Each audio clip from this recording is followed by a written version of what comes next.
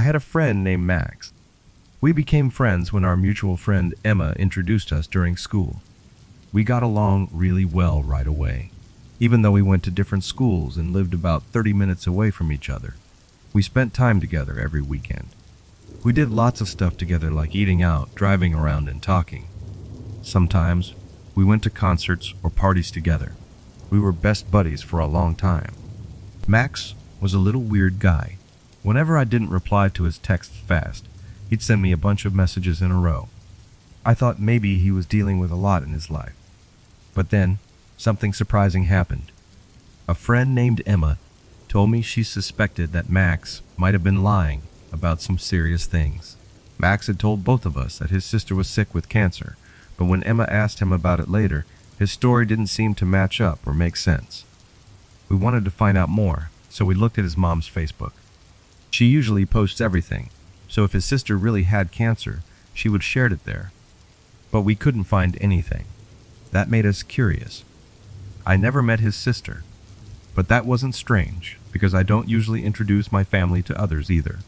As we talked, we realized some other things that seemed odd. Max mentioned having cancer or being in the hospital for something serious, but then he'd be totally okay just a few hours later. It really hurt because I found out my close friend was lying about something really bad. So, we decided to talk to him about it and give ourselves some space. I wanted to talk in person, but Emma messaged him first. Then, my phone got flooded with messages. Max said he had a seizure, but I didn't believe him after everything. He kept calling me a lot while I was at work. I called Emma to see what was going on, and she told me he acted crazy towards her too. It got too intense for her, so she blocked him. I didn't want to disappear without saying anything, but his actions were scaring me. So I sent him a message saying I couldn't be friends with someone who lied about important things. After that, I didn't answer his messages, but I didn't stop him from messaging me either. I just turned off all notifications from him.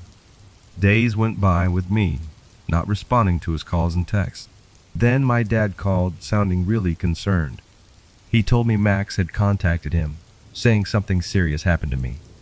I asked my dad to block Max, and I explained everything to him. Things got really strange when Max, someone I know, got in touch with my brother and a close friend on Instagram. He said he'd hurt himself if I didn't talk to him. He even brought up personal stuff about my family that made me uncomfortable. I ended up texting Max everything I felt about the situation and then blocked him. I thought that would be the end of it, but months later, I bumped into him at my workplace. I had to leave secretly through the back because he was asking about me to my manager. For safety, a coworker had to walk with me every day that week, so I could avoid running into him again. A month later, I got scared when I saw Max's car parked near my house. It made me feel uneasy, so I went to a friend's house because I wasn't sure what Max might do. I didn't think he'd harm me, but not knowing him, scared me. I decided to talk to Max's mom and tell her everything. I didn't want Max to visit my house or workplace, but I also didn't want to involve the police. It was tough because I cared about his family a lot, and that made the situation even harder for me. This person kept following and bothering me.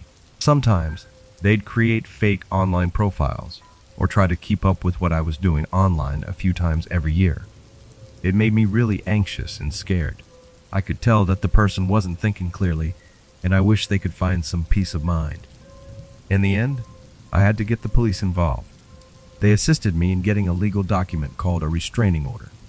It was hard because I cared about the person and their family, but I had to make sure I stayed safe.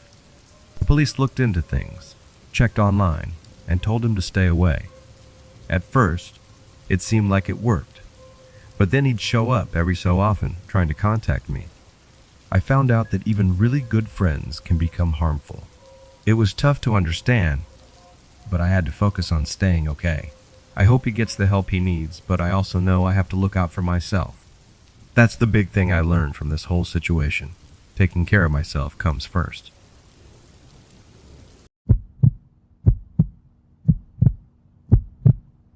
After I finished high school, I got a job at a store. I worked there during my free time. My main job was to be at the cash register, talking to people who came to buy things. During the day, The store was busy with lots of customers. But after 7 p.m. it started getting quieter. Only a few customers came in every hour. By 9 p.m., there were maybe 2 or 3 customers. And by 10 p.m., the store was almost empty. So that's when I finished my work and left.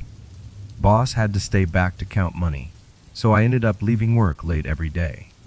One night, when I left work, it was really late, and there were only a few cars in the parking lot. But this time, there was a car parked next to mine, and its headlights were on. I got into my car quickly, but I glanced over and saw a man in the other car looking at me. It made me feel strange, so I looked away quickly. Even when I drove off, I couldn't shake the feeling that he was still watching me. Day after, I told a boss about the weird person. They said nobody knew it was hired and thought it was probably a coincidence. We found it funny and didn't worry. But a few days later, while I was working, I saw that same person walking around the store. He wasn't buying anything, just walking around, and he kept looking at me. I tried not to stare, but I couldn't help noticing he kept checking on me. That guy ended up in the same aisle as me at the store. He was standing in front of me, but looking the other way. It made me nervous because I remembered seeing him in the parking lot earlier. I acted like I didn't see him staring, but I could still see him out of the corner of my eye. When he finally walked away from the aisle, I couldn't see where he went. But I was the only cashier there, so if he wanted to buy something, he had to come to my counter. It was getting late, around 9:30, and I thought he had left for good. I finished my work and offered to help my boss, but they said I could leave. I felt relieved and went to the parking lot. Thankfully, nobody had parked next to my car. While I was walking across the parking lot, a car's really bright lights made it hard for me to see. I quickly went to my car because another car was coming at me fast. I got inside my car just before the other one stopped, suddenly right in front of me. I was really scared when a guy tried to open my car door forcefully. He was being aggressive and pulling hard on the handle. Then he quickly went back to his own car and drove away fast. I was so scared that I was shaking. I called the police right away. They came to the store where it happened, and I told them everything. They checked the security cameras, but the angle of the cameras didn't show the guy's face or his car's license plate, so they couldn't figure out who he was. It was a bit of a dead end, unfortunately. I felt scared because I didn't feel safe anymore. So, I started doing things differently, like taking different paths when I went home and being really careful about what was happening around me. But then, something weird happened. The store where I go got a strange letter, and it was for me. It made me feel really uncomfortable because the person who wrote it seemed to know a lot about me, things I do after work. Police got involved and took the letter very seriously. They put cameras and people to watch the area around the store. They told me to be really careful and said they were trying their best to find the person who sent the letter. One day while I was working, the police saw someone acting suspiciously near the store. They checked it out and found out it was the same person who'd been bothering me. They arrested him because he had done similar things to other people before. After that, I felt better because I knew he couldn't bother me anymore. But I didn't want to stay at that job because it reminded me of what happened. I haven't seen him since then, and I'm thankful the police acted quickly. It was scary, but knowing he's in jail makes me feel like it's over. Before I continue to the next story, if you are interested in earning from YouTube without showing your face, or without making videos by yourself using artificial intelligence, like the video that you are watching right now, then I have a special free training for you. Check the first link in the description below to get instant access. The scariest moment of my life happened on a Saturday night. I was out with my friends, having fun like we usually do. We were drinking, laughing a lot, and everything started to feel a bit fuzzy. I remember some guys coming up to talk to me, but I didn't think much of it at the time. Later that night, I started feeling like I should go home. I walked back, trying to clear my head from the drinks, until I finally got to my front door. Our family had a special way of handling nights like this. We kept a spare key under a flower pot near the doorstep. It was really helpful when I was feeling tired or not quite myself. I used the key to get inside quickly, locked the door, and didn't bother with my usual bedtime routine. I just flopped onto my bed. While lying there, I texted my friends to check if they were safe and okay. Something strange happened. I heard the front door downstairs make a creaky sound. At first, I thought it might be my brother coming back home late, like he usually does. Then, my best friend messaged me, wondering how I escaped from a guy at the bar. I was confused and asked her which guy she meant.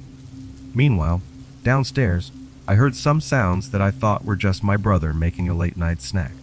Shortly after, I heard footsteps on the stairs, and they stopped just outside my door.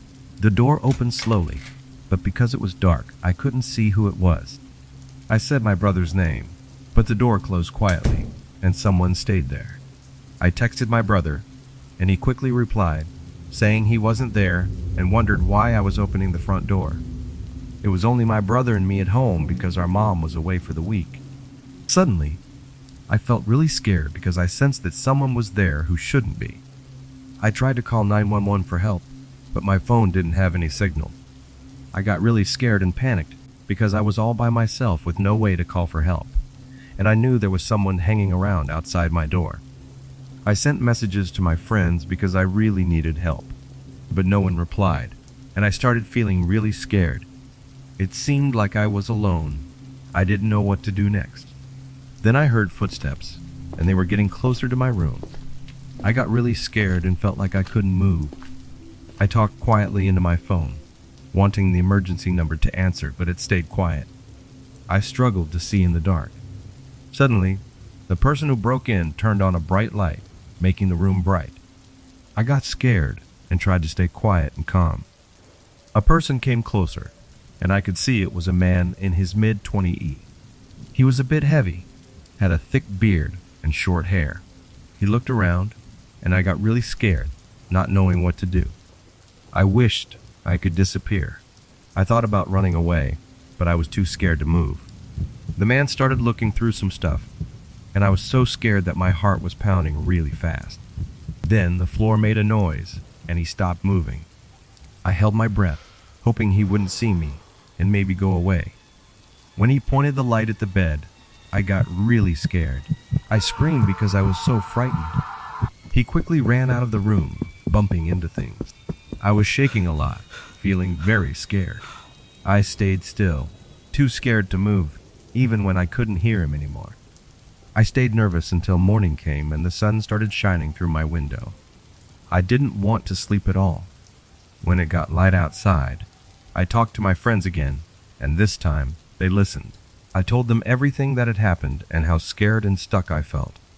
They were really shocked and scared for me too. They told me afterward that a guy at the bar had been staring at me all night, which made them uneasy. He kept trying to talk to me, but I didn't notice. It was scary to realize that someone had been following and watching me without me knowing. After that night, I didn't go out for a while, and we stopped leaving keys outside. It was too scary and close for comfort. I didn't want to feel scared and unable to get help again.